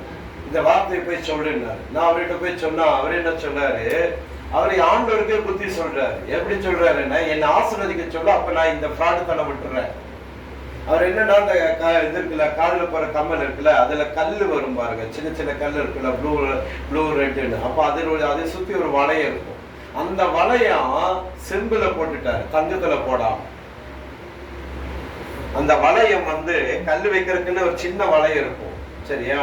அந்த வளையம் செம்பு, பியூர் இதுதான், அதாவது என்னன்னா செம்புதான். அப்ப ஆண்டவர் சொல்ற, அது விட்டுரு, நான் உன்னை ஆசீர்வதிக்கணும். இவர் என்ன சொல்றாரு, என்னை ஆசீர்வதிக்க சொல்லி நான் பண்றேன். அதனாலதான் பட்டறையில வேலையே இல்லாம போயிடுச்சு. நீதிபதி 28:20 சொல்லுது, உண்மையுள்ள மனுஷன் பரிபூர்ண ஆசீர்வாதத்தை பெறுவான். உண்மையாயிரு. 5 ரூபாய்னாலும் அதுல உண்மையா இருங்க. 10 ரூபா இருந்தாலும் உண்மையா இருக்கு. கர்த்தர் உங்களை உயர்த்துவான். ஆமென். ஹல்லேலூயா. அதாவது இன்னும் சிலர் எப்படி சொல்றேன்னா, ஆண்டவர் என்ன இப்படிதான் கண்ணீருக்குள்ள, பாடுகளுக்குள்ள, தரித்திரத்துக்குள்ள, வேதனைக்குள்ள, பிரச்சனைக்குள்ளதான் கர்த்தர் என்ன நடத்திட்டு இருக்குன்னு நினைக்கிறீங்க. இல்ல, கர்த்தர் அப்படி நடத்துறதுனால அவருடைய நாம மகிமைக்க ஒண்ணுமே அங்க இல்ல. நாம கற்றுக்கொள்வதற்கு வேணா அந்த பாடுகள் கொஞ்ச நாள் நடத்துவார். அதுல நம்ம கற்று தேர்ந்த பிறகு கர்த்தர் நம்மளை ஆசீர்வதிக்க விரும்புகிறார். அல்லேலூயா, சொல்லுங்க ஆமென். நீங்க கொடுக்கிறவங்களா இருக்கணும், வாங்குறவங்களா இருக்க கூடாது. அல்லேலூயா, ஆமென். சொல்லுங்க ஆமென். அப்ப ஆண்டவர்ட்ட கேளுங்க, அல்லேலூயா, எனக்கு புத்தியை தாங்க, அறிவை தாங்க, ஞானத்தை தாங்க, விவேகத்தை தாங்க, அல்லேலூயா, திறமையை தாங்க, அல்லேலூயா. கேட்கிறவன் எவனும் மத்தேயு 7:8 சொல்லு. மத்தேயு 7:7 சொல்லுது, கேளுங்கள் அப்பொழுது உங்களுக்கு கொடுக்கப்படும், தட்டுங்கள் திறக்கப்படும், தேடுங்கள் கண்டடைவீர்கள். மத்தேயு 7:8 சொல்லுது, கேட்கிறவன் எவனும் பெற்றுக் கொள்வான். யார்கிட்ட கேட்கணும்? ஆண்டவர்கிட்ட கேட்கணும். அழுகிற குழந்தைக்கு தான் என்ன வரும்? அப்ப அடாத குழந்தை அது சும்மாதான தூங்கிட்டு அதையே போய் தொந்தரவு பண்ண அது பாட்டு போயிட்டு அப்படி போயிடும். அதே மாதிரிதான் ஆண்டவர்கிட்ட நீங்க கேட்கணும். இன்னைக்கு புலம்பாதீங்க, அது இல்ல இது இல்ல அப்படின்னு புலம்புறதை நிறுத்திட்டு என்னை நீங்க ஏன் ஆசீர்வதிக்கல ஆண்டவரே? யாக்கோபு அப்படிதானே கேட்டாரு. ஆதியாகமம் 32 26 27 28 கேட்டு பாருங்க. நீர் என்னை ஆசீர்வதிச்சால் ஒழிய நான் உம்மை போக விட மாட்டேன்னாரு. பொழுது விட்டு பதில் கிடைக்கிற வரைக்கும் நின்னாரு. ஆண்டவர்கிட்ட போய் கேளுங்க, நான் இப்படி வாழ விரும்பல, கடன்பட்டு வாழ நான் விரும்பல, ஆண்டவரே என்னை ஆசீர்வதி. ஆமென். அதுக்கு கர்த்தர் முதலாவது உங்களுக்கு பலன் என்ன பலன் தர போறாங்க? ஞானம்ங்கிற ஒரு பலன் தர போறாங்க. ஹalleluya. அறிவுங்கிற ஒரு பலன் தர போறாரு. ஹalleluya. சாமர்த்தியங்கிற ஒரு பலன் தர போறாரு. ஆமென். ஹalleluya. இதுதான் கர்த்தர் உங்களுக்கு முதலாவது சொல்றாரு. இரண்டாவது ஆண்டவர் என்ன பலன் தர போறாரு? ஸ்தோத்திரம். இரண்டாவது பாருங்க பலன் வாசிங்க. மீகா 3:8 படிங்க. மீகா 3:8 மீகா.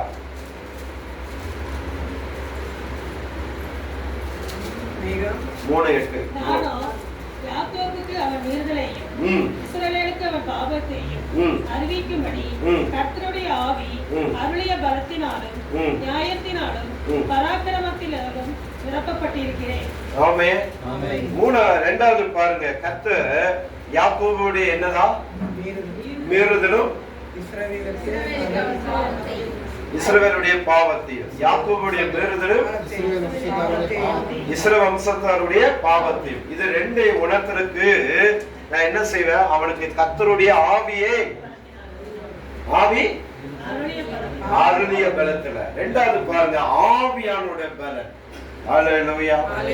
இந்த ஆவியானவர் நமக்குள்ள வரும்போதுதான் நம்ம எங்க தப்பு பண்றோம், எதுல தப்பு பண்றோம், யார்கிட்ட தப்பு பண்றோம், எப்படி பண்றோம்னு இந்த ஆவியானவர் தான் நமக்கு உணர்த்துவார். அதுதான் பாருங்களேன், ரோமர் 8:14 சொல்லுது, எவர்கள் தேவனுடைய ஆவியில நடத்தப்படுறார்களோ அவர்கள் தேவனுடைய புத்திரர்களாய் இருப்பார்கள். இந்த ஆவியானவர் நமக்குள்ள வரும்போதுதான் நம்மளை சரியான பாதையில நடத்துவார்.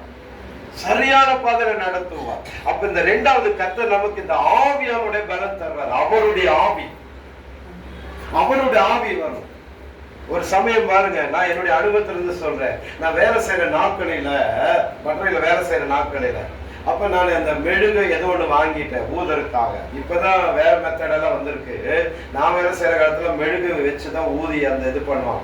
அப்ப அதெல்லாம் வாங்கிட்டு ஒரு 10 ரூபாவோ 15 ரூபா சில்லறை இல்லை, அதுக்கு அவங்க காப்பர் கொடுத்தாங்க. சரியா? காப்பர் கொடுத்து என் மேஜிக்குள்ள வைக்கும்போது ஆண்டவர் சொன்னாரு, இந்த காப்பரை உன் மேஜிக்குள்ள வைக்காத, இதனால உனக்கு ஒரு பிரச்சனை வரப்போகுது. ஏன்னா நீ எக்ஸ்ட்ரா தங்கத்துல வச்சு உருக்கிட்டேங்கிற பேர் உனக்கு வரும், தப்பான பேர் வரும். இந்த காப்பரை நீ வாங்காத, சில்லறை இன்னைக்கு இல்லை நாளைக்கு கூட நீ வந்து சில்லறை வாங்கு, காப்பர் வாங்கிட்டு உன் மேஜில வைக்காதன்னு ஆண்டவர் இவ்வளவு தெளிவா சொல்றாருன்னு சொல்லிட்டு நான் வாங்கல. அப்ப கொஞ்சம் யோசிச்சு பாருங்க, ஆவியான நமக்குள்ள வந்தா அடுத்து நமக்கு என்ன நடக்கும்னு அவர் சொல்லி தருவார். இந்த உணர்வு, இந்த அறிவு, இந்த தெளிவு இல்லாதனாலதான் நிறைய தேவ பிள்ளைகள் மாட்டிக்கொள்றாங்க, சிக்கிக்கொள்றாங்க. எதுல? பிரச்சனையில, போராட்டத்துல, வேதனையில, கண்ணீர்ல, தத்தளிப்புல, ஒரு சில பிரச்சனைகள் இருந்து வெளியே வரவே விடாத அளவுக்கு போய் லாக் ஆயிடுறாங்க. இங்க தேவன் சொல்றாரு பாருங்க, இங்க தேவனுடைய வாக்கு சொல்றது அவனை ஆவியினால நிரப்புனாரா பாருங்க. அதுக்கு வாசிங்க ரோமர் 15ஆம் அதிகாரம் 13ஆம் வசனம். ரோமர் 15ஆம் அதிகாரம் 13ஆம் வசனம் சீக்கிரமா படிங்க. பரிசுத்த ஆவியின் பலத்தினாலே உங்களுக்கு நம்பிக்கை பெருகும்படிக்கு நம்பிக்கையின் தேவன் விசுவாசத்தினால் உண்டாகும் எல்லாவித சந்தோஷத்தினாலும் சமாதானத்தினாலும் உங்களை நிரப்புவாராக. ஹalleluya. பாருங்க அங்க சொல்றாரு பாருங்க, நம்பிக்கையின் தேவன். ஆமென் ஆமென். நம்பிக்கையில பாருங்க சொல்றாரு, நீங்க எல்லா விதமான சந்தோஷத்தினால சமாதானத்தினாலும் படிங்க அந்த வசனத்தை, கர்த்தர் உங்களை நிரப்புவாரா. ஆமென். அப்ப இந்த ஆவியானுடைய பலத்துல வந்தாதான், இந்த ஆவியானுடைய பலத்துல நீங்க இருந்தாதான் சரியா இருக்கும். இப்ப ஜெசி வந்து சாட்சி சொன்னார்ல, அண்ணன் மூலமா கரெக்டா வார்த்தை வரும், அது அன்னைக்கே நிறைவேறிச்சு, அன்னைக்கேன்னு சொல்றது எவ்வளவு. இப்ப ஜோம் பண்ற, இப்ப உங்களுக்கு இப்ப ஜெசி அன்னைக்கு இடையில வந்தாரு ஜோம் பண்ண, ஆண்டவர் எனக்கு சொல்றாரு இன்னென்ன காரியங்கள் நடக்கும், இப்படி இருக்கும்னு சொல்லி சொல்றாரு நடக்குது இல்ல. அப்ப அது யார் சொல்லி தர்றாருன்னா ஆவியானவர் தான். ஹalleluya. அந்த ஆவியானவர் தான். அவ வந்து இன்னொன்னு சொல்லுவேன்னு நினைச்சா அது சொல்ல மறந்துட்டா ஜெசி. சென்னைக்கு போறதுக்கு முன்னாடி நான் சொன்னேன், அட்வைஸ் பண்ணி அனுப்பினேன். என்ன சொல்லு, நீ சென்னைக்கு போற, ஒழுங்கா தண்ணி நிறைய கூடி, ஹார்ட் ஆனது ஹீட் ஆனது எதையும் சாப்பிடாத, ஹீட் ஆனது சிக்கனோ இல்ல வேற ஏதாவது ஹீட் சம்பந்தப்பட்ட சாப்பிடாத, உடம்புல நீ வந்ததுக்கு அப்புறம் உன் சரீர ரீதியா நீ பாதிக்கப்படுதுன்னு கர்த்தர் சொல்றாருன்னு. அதே மாதிரிதான் வந்து பாதிச்சான். எங்கிட்ட கூட்டு சொன்னா இப்படி இருக்கு ஜெபம் பண்ணுங்க, அது வராம இருக்குதான் கர்த்தர் சொல்லி அனுப்புறாரு. அது மீறி வருதுன்னு என்ன பண்ண முடியும்? அப்போ ஆவியானவர் வந்துட்டா பாருங்க, இந்த ஆவியானவர் வந்துட்டா ரெண்டாவது பலன் வரும். எதுக்கு பலன் வரும் தெரியுமா? இந்த உலகத்துல எப்படி நம்ம வாழ்வதுன்னு. ஹalleluya. யார்கிட்ட சிக்காம, யார்கிட்ட மாட்டாம, யாரு நம்மளை குறை சொல்லாம, குத்தம் சொல்லாம, யாரு நமக்கு எதிராக எதையும் பண்ண விடாதபடிக்கு தெளிவா நடத்துவார் ஆவியானவர். ஹalleluya. ஆவியானவர் வந்துட்டா இது மாத்திரம் இல்ல, பாருங்களேன், ஸ்தோத்திரம். நான் சொல்றேன், என் மகன் பெரிய பையன் டேனியல் ஒரு நாள் ஞாயிற்றுக்கிழமை பாருங்க சர்ச்சுக்கு போயிட்டு வந்துட்டோம். நானும் அவனும் மட்டும்தான் வீட்டுல இருக்கிறேன். மத்தியானம் அவனுக்கு சாப்பாடு கொடுத்துட்டு நானும் சாப்பிட்டு இருக்கிறேன். ஆண்டவர் சொல்ல, அவனுக்கு ஃபீவர் இருந்துச்சு, ஃபீவர் வந்துருச்சு, ஃபீவர் விட்டுருச்சு. திடீர்னு ஆண்டவர் சொல்றாரு, இனி இப்ப சாப்பிட்டு முடிஞ்சோன்னு போய் இன்னைக்கே நீ வழக்கமா காமிக்கிற ஹாஸ்பிட்டல்ல போயிட்டு அவனுக்கு பிளட் டெஸ்ட் கொடு அப்படின்னா. அவங்ககிட்ட கேட்டா அவன் என்ன சொல்ல, நல்லா தான் இருக்கிறப்பா, ஒன்றும் பிரச்சனை இல்லை, சாப்பிடதான் கொஞ்சம் முடியல, மற்றபடி நான் நல்லா இருக்கிறேன். ஆண்டவர் சொல்றாரு, இல்ல உன் மகனை கூட்டிட்டு போய் பிளட் டெஸ்ட் கொடுன்னு. சரி சொல்லி ஞாயிற்றுக்கிழமை கொண்டு போய் பிளட் டெஸ்ட் கொடுத்தேன். திங்கக்கிழமை காலையில தான் டாக்டர் பாக்குறேன். பார்த்தா வெறும் 50,000 தான் அவனுடைய உடம்புல இருக்கிற அந்த ஒயிட் செல், வெள்ள அணுக்கள் வெறும் 50,000 தான் இருக்கு. 2.5 லட்சம் இருக்க வேண்டிய இடத்துல வெறும் 50,000 தான் இருக்கு. 2 லட்சம் இல்ல. என்ன டெங்கு ஃபீவர். டாக்டர் சொல்றாரு இன்னைக்கு நேத்திக்கு பரவாயில்ல, இன்னைக்கு ஒரு நாள் நீங்க விட்டு இருந்தா உங்க நம்ம பையனை நம்ம காப்பாற்ற முடிஞ்சிருக்காது. ஏன்னா உதட்டு வழியா பிளட் வரும், மூக்கு வழியா பிளட் வந்திருக்கும், காது வழியா பிளட் வரும். அந்த பிளட் வர அந்த வயிற்று அணுக்கள் எல்லாம் வெள்ளை அணுக்கள் வெளியே வரும். பரவாயில்ல, கரெக்டா நேரத்துல வந்து இனி நம்ம தாமதிக்க கூடாது, உடனே அட்மிட் பண்ணுன்னு சொல்லி அட்மிட் பண்ணும். ஆமென். ஹalleluya. அவன் என்ன சொல்ல, நான் நல்லா இருக்கிறேன்னு. கர்த்தர் என்ன சொல்றாரு? இந்த ஆவியானவருடைய பலன் வந்தா வெறும் அந்நிய பாஷை பேசுறதுக்கோ, பேய்களும் பிசாசுகளும் துரத்துறதுக்கு அல்ல. நம்மளை சுத்தி என்ன நடக்குது, நம்ம சரீரத்துல என்ன நடக்குது, நமக்குள்ள என்னென்ன நடக்குது எல்லாம் அவருக்கு தெரியும். ஏன்னா நம்மளை உண்டாக்குனவரே அவர்தான். ஹalleluya.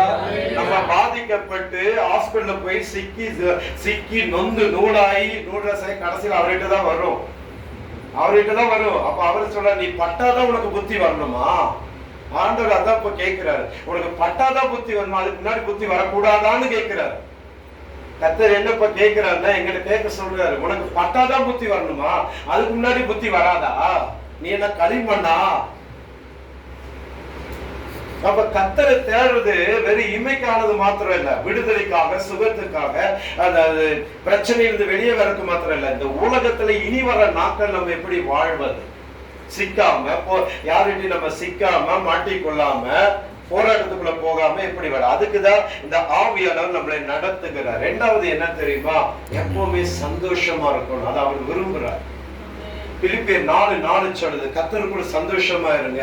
மறுபடியும் நான் உங்களுக்கு சொல்றேன், என்ன சொல்லுங்க? சந்தோஷமா இருங்க. நெகேமியா 8:10 சொல்லுது, கர்த்தருக்குள் மகிழ்ச்சியா இருப்பதே நம்முடைய பலன். அதனாலதான் பழமொழி சொல்றாங்க, வாய் விட்டு சிரிச்சா நோய் விட்டு. சிரிக்கிறதுக்கு இங்க வயலுமே, உள்ளம் நிறைஞ்ச அகத்தின் அழகு. உள்ளத்துல கவலை, கண்ணீர், பாரம், நிந்தை, அவமானம் இதெல்லாம் குப்பை தொட்டி நடக்கிற மாதிரி நினைச்சு வச்சு எப்படி சிரிக்க முடியும்? முடியாது இல்ல. அப்ப ஆண்டவர் என்ன சொல்றாரு? நீயா போய் சிக்கி மாட்டி முழிச்சு நான் உனக்கு கொடுத்த சந்தோஷத்தின் சமாதானத்தை ஏன் இழக்கிற? அப்ப என்னுடைய ஆவியை பெற்ற நீ, நான் எச்சரிக்கும் போது அதுக்கு செவி சாய். நான் உன்னை எச்சரிக்கிறேனா, இது பண்ணாத, இது செய்யாத, இப்படி போ, அப்படி வா, இப்படி வா, நான் உனக்கு சொல்றேனா, அதன்படி வாழ கத்துக்கோ. ஆமென். சொல்லுங்க ஆமென். ஹல்லேலூயா. அப்ப அதன்படி நீங்க இருந்துட்டீங்கன்னா உங்களுக்கு அந்த பலன் குறையாது. மகிழ்ச்சிங்கிற அந்த பலன் உங்களுக்கு குறையாது. ஆமென். ரெண்டாவது அந்த ரோமர் 15:13 பாருங்க, ஒருவருக்கு ஒரு புத்திகள் சொல்ற அளவுக்கு நமக்கு நாலேஜ் வரும். புத்தி சொல்றதுக்கு, அட்வைஸ் பண்றதுக்கு அந்த அளவுக்கு இந்த ஆவியானவருக்கு நாலேஜ் சொல்லும். ஆமென். ஹல்லேலூயா. சொன்ன சாட்சிக்கா சொல்றேன், அவனை பலவீனப்படுத்திருக்கா சொல்லல. நான் சொல்லுவேன், சிலதெல்லாம் இந்த பிள்ளைங்க ஸ்நாக்ஸ் அது இதெல்லாம் சாப்பிடும்போது நான் சொல்லுவேன், பாரு உனக்கு அல்சர், வயிற்று வலி வரப்போது அல்சர் வரன்னு சொல்லு. அதுக்கு ஜான் தான் சாட்சி. இப்ப 2 நாளா அதுலதான் அவஸ்தப்படுறான். ஊருக்கே என்ன வச்சு பேசுற தேவை என் பிள்ளைக்கு வரது சொல்ல மாட்டாரா? சொல்லுங்க, சொல்லுவாரு தானே? எனக்கே சொல்லுவாரு சில நேரத்துல. ஆமே, எனக்கே சில நேரத்துல அட்வைஸ் பண்ணுவாரு. சாப்பிட உட்கார்ந்து இருந்தா இவங்க நல்லாதான் டேஸ்டா சமைச்சு கொடுக்கு, சிலதான்னு சொல்லி இது இப்ப சாப்பிடாத ஒத்து வராது, இவங்களுக்கு புரியாது சில நேரத்துல. ஆண்டவர் சொல்லுவார் சில நேரத்துல. ஆமே, ஹல்லேலூயா. கற்றுக் கொடுப்பார். இப்ப சம்டைம் இந்த பிரெட் எல்லாம் சாப்பிட்டான்னு சொல்ல, சுடுதண்ணி குடி, ஃப்ரூட்ஸ் எடு, ஏன்னா அதெல்லாம் டைஜஷன் ஆகுது, லேட் ஆகும்னு சொல்லி தருவாரு. ஹல்லேலூயா. ஆமென். இந்த ஆவியானவர் உள்ள வந்துட்டா பாருங்களேன், நம்ம எதுக்கு இதெல்லாம் சொல்லி தரேன் தெரியுமா? ஸ்தோத்திரம் பாருங்க. வியாதி என்ன ஆகும்? இப்போ ஒருத்தருடைய குடும்பத்துல சமாதானம், சந்தோஷம், மகிழ்ச்சி, இதை கெடுக்கணும்னா அந்த சம்பந்தப்பட்டவங்களுக்கே வியாதி வரணுமா? இப்ப நம்ம குடும்பத்துல ஒரு பிள்ளைக்கு உடம்பு சரியில்லை, நைட் தூங்க மாட்டேங்குது, நீங்க தூங்குவீங்களா? உங்களுக்கு தூக்கம் வருமா? என்ன போயிடுச்சு? நிம்மதி போயிடுச்சு, சமாதானம் போயிடுச்சு. அடுத்த நாள் காலையில டாக்டர் கிட்ட போறீங்க, அவன் ஒரு 100 ரூபாய்க்கு ஒரு சிறப்பு எழுதி கொடுப்பாங்க, 10 ml எழுதி கொடுப்போம், அது செட் ஆகாது, தூக்கி போட்டு அடுத்து எழுதி தரும். இப்படி 5 வாட்டி எழுதுறது எவ்வளவு போச்சு? ஒரு சிறப்பு 100 ரூபாய், 5 வாட்டி எழுதுறது எவ்வளவு? 500 ரூபாய் சம்பாதிக்கிறதுக்கு நீங்க எவ்வளவு மணி நேரம் வேலை செய்யணும்? 8 மணி நேரம். இதுல உங்க மேனேஜர் கிட்ட எத்தனை தடவை திட்டு வாங்கணும்? சொல்லுங்க. ஒரு நாள் லீவு போட்டு ஒரு நாள் சம்பளம் போயிச்சா? ஆனா டாக்டர் 2 நிமிஷத்துல தலையெழுத்து மாதிரி எழுதி கொடுத்துருக்காங்க, செட்டா இல்லைங்க, வேற வாங்கி எடுங்க. புரியுதா? அப்ப அந்த வியாதி ஏன் வருது, எதுக்கு வருதுன்னு ஆண்டவர் முன்னுக்கூட்டியே சொல்லுவார். அதுல கவனமா இருந்தீங்கன்னா டைம் வேஸ்ட் ஆகாது, எனர்ஜி வேஸ்ட் ஆகாது, பணம் வேஸ்ட் ஆகாது, எல்லாம் சந்தோஷமா இருக்கும். ஆமென். ஹல்லேலூயா. அப்ப இந்த ஆவியானவர் வரும்போது ஸ்தோத்திரம். சில நேரத்துல பாருங்க, மத்தேயு 12:28 பாருங்க, நான் தேவனுடைய ஆவியினாலே பிசாசுகளை துரத்துகிறேன். சில பலவீனங்கள், சில வியாதிகள், போராட்டம் வர்றதுக்கு காரணம் பிசாசு. பிசாசு தான் பலவீனம் கொண்டு வர. அப்புறம் சிலருக்கு அப்படி ஜெபம் பண்ணி வளைச்சா. நான் சென்னையில போனேன் ரொம்ப வருஷத்துக்கு முன்னாடி. சென்னையில 3 நாள் மீட்டிங்கினுடைய மீட்டிங் 3ஆவது நாள் ஞாயிற்றுக்கிழமை காலை ஆராதனை செய்தியெல்லாம் கொடுத்து, இந்த மாதிரி செய்தியெல்லாம் கொடுத்துட்டு தனித்தனியை ஜெபம் பண்ற நேரத்துல ஒருத்தர் கூட்டிட்டு வந்தார். இப்படிதான் இருக்கிறார், அப்படியே ரொம்ப சட்டை கட்டிட்டா எக்ஸ்ரே எடுத்த மாதிரி இருக்கும், அவ்வளவு லீனா இருக்கிறார். அவர் எங்கிட்ட சொன்னாரு, ஐயா எனக்கு சுகர் இருக்கு, ஜெபம் பண்ணுங்க. சுகர், சர்க்கரை இருக்கு, ஜெபம் பண்ணுங்க அப்படின்னு சொல்லி சொல்றாரு. நான் முடிக்கிறேன். சுகர் இருக்கு, ஜெபம் பண்ணுங்க அப்படின்னு சொல்லி சொன்னாரு. சரி, நான் நினைச்சேன் சுகர்னா நார்மலா தானே இருக்கு, எல்லாருக்கும் இப்ப ஃபேஷன் தானே. அவர் சொன்ன, என் சுகர் எவ்வளவு தெரியுமா உங்களுக்கு? 650 இருக்கு அப்படின்னா. நான் அப்படியே யோசிச்சு பார்த்தேன், 650 இருக்கா? அப்ப ஏன் இன்னும் நீங்க ஹோமா ஸ்டேஜுக்கு போகாம இருக்கீங்கன்னு கேட்டேன். என்னால நம்ப முடியல. உடனே அவங்க மனைவி சொல்றாங்க, சொல்றாங்க, ஐயா என் வீட்டுக்காரர் எப்படியாவது நீங்க காப்பாத்தி கொடுங்க. என்ன விஷயம்னா, அவரு பாருங்க, இவ்வளவு பெரிய குண்டா, காலையில ஒரு குண்டா சாப்பாடு சாப்பிடுவார், மத்தியானம் ஒரு குண்டா சாப்பாடு சாப்பிடுவார், நைட்டுக்கு இவ்வளவு பெரிய குண்டாவை சாப்பிடுவார், ஒரு நாளைக்கு 3 கிலோ அரிசி சாப்பிடுவார். ஆனா அவ்வளவு சாப்பிட்டுட்டு 3 கிலோ அரிசி சாப்பிட்டுட்டு எப்படி இருக்கிறாரு? ஊசி மாதிரி இருக்கிறார், ஒல்லியா இருக்கிறார். அப்பதான் டவுட் ஆயிடுச்சு. ஜெபம் பண்ணி பார்த்தா ஒரு ஆவி சொல்றது, பிசாசு, நான் தான் இவனுக்கு சுகர் கொண்டு வந்தேன். சரி, நீ எப்படி கொண்டு வந்த? அவர் தச்சு வேலை செய்யறவர், மர வேலை செய்யறவரு. அப்ப இவர் இதுக்கு முன்னாடி வேலை செய்யற இடத்துல அந்த ஓனருக்கு இவரை ரொம்ப பிடிக்கும், உண்மையா இருக்கிறாருன்னு சொல்லி. அப்ப என்ன விட்டு போகக்கூடாதுன்னு சொல்லி அவர் என்ன பண்ணிருக்காரு, அந்த ஓனரு இவரை மாத்திரம் ஒரு நாள் வீட்டுக்கு வர சொல்லிட்டு இவருக்கு மட்டும் ஒரு டின்னர் கொடுத்து, மத்தியானம் ஒரு லஞ்ச் கொடுத்துருக்கு சிக்கன்ல, அதுல சிலது வச்சு கொடுத்துருக்கு. இப்ப ஜெபம் பண்ணி அது வாந்தி எடுத்து அதெல்லாம் கிளியர் ஆகி போய் செக் பண்ணி பார்த்தா சுகர் நார்மலா தான் இருந்திருக்கு. டாக்டர் சொல்றாங்க, உனக்கு யார் சுகர் இருக்குன்னு சொன்னது. ஆனா அந்த சுகர் இருக்கும்போது டெய்லி அந்த இன்சுலின் ஊசி குத்திட்டே இருந்திருக்கு. இப்ப நார்மலா தான் சாப்பிடுறாரு. காலையில 2 இட்லி, மத்தியானம் கொஞ்சம் சாப்பாடு, நைட்டு. ஆனா அதுக்கு முன்னாடி குண்டா சாப்பிடுவார். அப்ப சில பலவீனங்கள் வரக்கு காரணம் சில ஆவிகள். அது ஆவினால, பிசாசுனாலதான் இந்த பலவீனம் வந்தது, சூனியத்தினாலதான் வந்திருக்கு, மந்திரத்தினாலதான் வந்திருக்கு, செய்வினையினாலதான் வந்திருக்கு. எப்படி தெரியும்னா, இந்த தேவனுடைய ஆவி, இந்த தேவனுடைய ஆவி நமக்குள்ள வந்தாதான் நம்மளால கண்டுபிடிக்க முடியும். எப்படி ஒரு டாக்டரால பிளட் டெஸ்ட் பண்ணதுக்கு அப்புறம் தான் இது வைரல் ஃபீவரா, டைஃபாய்டா, நார்மல் ஃபீவரான்னு ஒரு டாக்டரால பிளட் டெஸ்ட் பண்ணதுக்கு அப்புறம் தான் சொல்ல முடியும். அதே மாதிரிதான் ஆவியானவர் நமக்குள்ள வந்தாதான் இது சாபத்தினால வந்ததா, பாவத்தினால வந்ததா, இல்ல சூனியத்தினால வந்ததான்னு கண்டுபிடிக்க முடியும். ஆமே. அப்ப 2வது, இந்த ஆவியினால நம்மளை தேவன் பலப்படுத்துவார். அல்லேலூயா. கடைசி நான் முடிக்கிறேன். 3வது ஒரு வாசனம் சொல்லுங்க, நான் முடிச்சிடறேன். 2 சாமுவேல் 22ஆம் அதிகாரம் 40ஆம் வசனம். சீக்கிரம் படிங்க. 2 சாமுவேல் 22:40. சீக்கிரமா. 2 சாமுவேல் 22ஆம் அதிகாரம் 40ஆம் வசனம். யுத்தத்துக்கு நீ என்னை பலப்படுத்தி இடை கட்டி என் மேல் எலும்புவர்களை கீழ் மடங்காக்கினீர். அல்லேலூயா. 3வது பாருங்க, ஆண்டவர் நம்மளுக்கு என்ன பலம் தரேன் தெரியுமா? யுத்தம். ஆமென். 3வது பாருங்க, நமக்கு யுத்தம். அதாவது ஈரான் ஈராக்குக்கு இப்ப சமயத்துல சில நாடுகள் யுத்தம், அந்த யுத்தம் வேற, நமக்கு வர யுத்தம் வேற. நமக்கு இருக்கிற யுத்தம் யாரோட தெரியுமா? இந்த கண்ணுக்கே தெரியாத ஆவிகளோட. நிறைய பிரச்சனைக்கு மூல காரணம் பிசாசுதான். நீங்க இயேசுவை ஏற்றுக்கொண்டாலே பிசாசுக்கு பிடிக்காது. உங்களுக்கு யார் சூனி வைக்கணும், மந்திரம் வைக்கணும், செய்யணும் வைக்கணும் இல்ல. நீங்க பாவத்தின் வழியை விட்டு, சாபத்தின் வழியை விட்டு, அதாவது மாறுபாடான வழியை விட்டு நல்ல வழிக்கு நீங்க வரீங்க பாருங்க. எரோமியா 6:17 சொல்லுது, நல்ல வழி எங்கேன்னு பார்த்தா அதுல நடந்து கொள்ளுங்க. எது நல்ல வழி? கர்த்தரை தேடுவதுதான் நல்ல வழி. ஆமே. கர்த்தரை தாண்டி வாழ்கிறது தான் நல்ல வழி. ஆமே. இப்ப இந்த நல்ல வழிக்கு நீங்க வரனால அதுவே அவனுக்கு பிடிக்காது. அப்ப தினந்தோறும் யுத்தம் இருக்கும். நீங்க ஒரு சாட்சி சொன்னாலே பிரச்சனை வரும். நீங்க ஒரு சாட்சி சொன்னாலே பிசாசுக்கு பிடிக்காது. ஒரு சமயம் மேட்டுப்பாளையத்துல ஒரு ஊழியத்துக்கு போனேன். அந்த பிள்ளைக்கு 6 வயசு. இப்ப வரைக்கும் அந்த பிள்ளை, நான் போய் ஜெபம் பண்ணி அந்த கட்டுகள் உடைச்சு கிளியர் ஆகுற வரைக்கும் அந்த பிள்ளைக்கு பர்த்டே கொண்டாடல. 6 வயசாயி ஃபர்ஸ்ட் பர்த்டே கூட கொண்டாடல. அவங்க சொன்ன ஒரு காரியம் வேடிக்கையா இருந்தது. ஐயா, நாங்க திருச்செந்தூர்காரங்க, இங்க மேட்டுப்பாளையத்துல பிழைக்க வந்தோம். பிழைக்க வந்த இடத்துல எனக்கு ஃபர்ஸ்ட் ஒரு ஃபேன்சி ஸ்டோர் வச்சிருந்தோம்.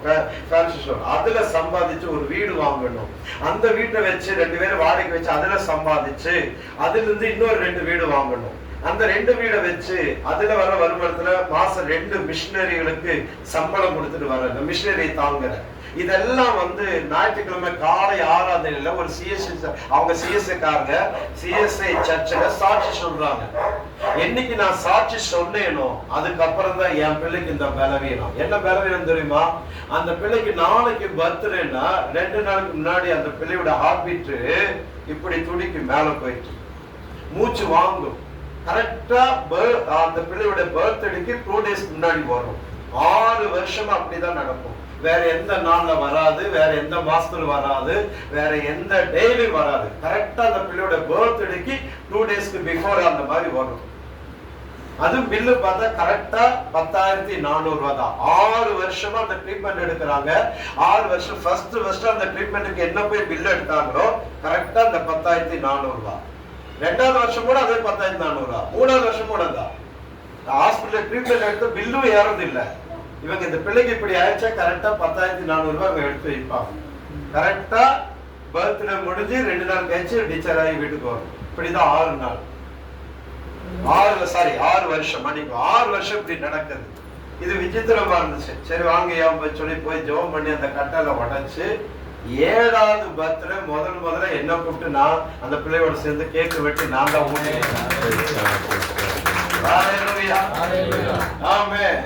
யுத்தம் போராட்டம் யுத்தம் நமக்கு தினந்தோறும் யுத்தம் இருக்கும். பாருங்க சில யுத்தங்கள் நீங்க என்ன சொல்றீங்க தெரியுமா? அப்பா பாஸ்டிங் இருந்து ஜெபம் பண்ணி இந்த பிசாசை மேற்கொண்டுட்டோம், இனி பிரச்சனை இல்லை, இனி போராட்டம் இல்லை, இனி நெருக்கல, இனி நம்ம நல்லா இருக்கிறோம். ஒரு நாள் நினைக்காது, நம்ம சாகர வரைக்கும் அந்த யுத்தம் இருக்கும். ஒண்ணு பிசாசு அழியிற வரைக்கும், சாத்தான் அழியிற வரைக்கும், இல்லன்னா நம்ம சாகர வரைக்கும். ஒரு வசனம் படிப்போமா முடிச்சிடலாம். வாசிங்க யாத்திராகமம் 17ஆம் அதிகாரம் 16ஆம் வசனம். நான் முடிக்க யாத்திராகமம் 17ஆம் அதிகாரம் 16ஆம் வசனம். சீக்கிரமா படிங்க, நான் அதோட முடிச்சிடறேன். யாத்திராகமம் 17ஆம் அதிகாரம் 16வது வசனம் படிங்க. அமலேக்கின் கை கர்த்தருடைய சிங்காசனத்துக்கு விரோதமாய் இருந்தபடியால் தலைமுறை தோறும் அவனுக்கு விரோதமாய் கர்த்தரின் யுத்தம் நடக்கும். எத்தனாவது அதிகாரம் எத்தனை வசனம்? 17 உன் கண்ணு தெரியல. அமலேக்கின் கை கர்த்தருடைய சிங்காசனத்துக்கு விரோதமாய் இருந்தபடியால் தலைமுறை தோறும் அவனுக்கு விரோதமாய் கர்த்தரின் யுத்தம் நடக்கும் என்றான். எப்ப நடத்தும்? தலைமுறை சரியா? தலைமுறையா யுத்தம் வரும் சிலரோடு கூட. நம்ம அது பண்ணி யுத்தம் பண்ணி ஜெயிச்சுதான் ஆகணும், பலன் பண்ணிதான் ஆகணும். இப்ப இங்க சிலர் வர்றாங்கல்ல, சிலர் வரும், சிலர் கட்டு உடைக்கும், அவங்க விடுதலை போயிருவாங்க. அப்புறம் எனக்கு சில போராட்டம் வரும். அப்ப ஜெபமணி கேட்டால் சொல்லுது, அந்த மந்திரவாதி வந்து நிப்பா, நான் தான் உன்னை தடுத்தேன், நான் தான் உன்னை ஊழியத்துக்கு போகாம தடை பண்ணேன், நான் தான் இதெல்லாம் பண்ணேன், அவனே ஒத்துக்குவான். ஒரு நாள் என்ன ஆச்சுன்னா, கடைசி ஒரு நாள் ஒரு 2 வாரம் பாஸ்டிங் போட்டு ஜெபம் பண்ணி ஆண்டுட்டு ஒரு கட்டளை போட்டேன். ஆண்டவரே, நான் ஜெபம் பண்ணி அவங்க விடுதலை ஆகி அவங்களுக்கு வர பிரச்சனையெல்லாம் நான் சமாளிக்கிறத நான் எதுக்கு கட்டு உடைக்கணும், தேவையில்லையே அப்படின்னா நீங்க எனக்கா யுத்தம் பண்ணுங்க. ஆமே, எனக்காகவும் என் குடும்பத்துக்காகவும் மனைவிக்காக நீங்க யுத்தம் பண்ற மாதிரி தான் இந்த டெலிவரன்ஸ் மினிஸ்ட்ரி பண்ற, கட்டு உடைக்கிற இல்லைன்னு இல்லை. ஒரு நாள் இருந்துச்சு, ஆண்டவர் அதன்படியே இறங்கி செஞ்சு இப்போ யார் படிச்சாலும் அதாவது மந்திரவாதி நேத்திக்குதான் எட்வின் பிரதரும் ஜானும் நானும் பாஸ்டர் சிவசராஜ் நாங்க எல்லாம் நேத்திக்குதான் இங்க ரவுண்டா உட்காந்துன்னு ஒரு 1.5 மணி நேரம் ஜெபம் பண்ணுவோம்ல. ஜெபம் பண்ணா எனக்கு ஆண்டவர் சொன்னாரு, நான் சாகணும்னு சொல்லி யாகம் நடத்துறாங்க தெரியுமா உங்களுக்கு? என் பேர்ல யாகம் நடத்துறாங்க, யாகம் பண்றாங்க 24 மணி நேரம் எண்ணெய் எல்லாம் ஊத்தி லட்சக்கணக்கான பணம் ஊத்திட்டு. ஏன் அது பண்றாங்க அப்படின்னா, இங்க வந்தவங்க ஜெபம் பண்ணி போக விடுதலை ஆகாம போறது கிடையாது. அவங்க அப்ப மந்திரவாதிகள் எல்லாம் என்ன சொல்லுது, நாங்க நோகாம நைட் எல்லாம் உட்காந்து, எப்படி நாங்க நோகாம நைட் எல்லாம் உட்காந்து மந்திரம் பண்ணா இவன் நோகாம கட்டு உடைக்கிறான்மா. 5 மணி நேரம் உட்காந்து ஜெபம் பண்றது நோகாம உட்காந்து கட்டு உடைக்கிறான். அப்ப என்னன்னா அந்த யுத்தம் இருக்கும். ஆமே, அப்ப யுத்தம் பண்றதுக்கு நீங்க என்ன செய்யக்கூடாது, சோர்ந்து போக கூடாது. ஹல்லேலூயா. ஆமே, இந்த ஆவியானவர் வந்துட்டா 2வது பாருங்க, இந்த ஆவியானவர் வந்து சொல்லி தருவார், இன்னும் உனக்கு விரோதமா இங்க இப்படி பண்றாங்க, அவங்க அப்படி பண்ணுன்னு சொல்லி தருவார். அதே மாதிரி கர்த்தர் எப்படி யுத்தம் பண்ணணுங்கிற அந்த புத்தி அறிவு ஞானம் தரும், நம்மளை பலப்படுத்துவோம். ஹல்லேலூயா. ஜெபிக்கலாமா? கண்களை போடுங்க, ஜெபம் பண்ணலாம். நான் மழை வர மாதிரி இருக்கு, சீக்கிரமா. ஸ்தோத்திரம்.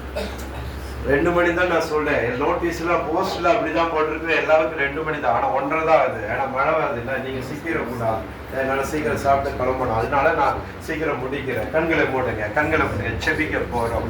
இன்னைக்கு ஆண்டவர் சொன்ன ஒரு வார்த்தை என்ன பாருங்க, ஸ்தோத்திரம். நாட்களுக்கு தகுந்த பலன் உனக்கு வரும், நாட்களுக்கு தகுந்தது. நீங்க என்ன நாட்கள்ல கடந்து போறீங்க, நாட்களுக்கு தகுந்த மாதிரி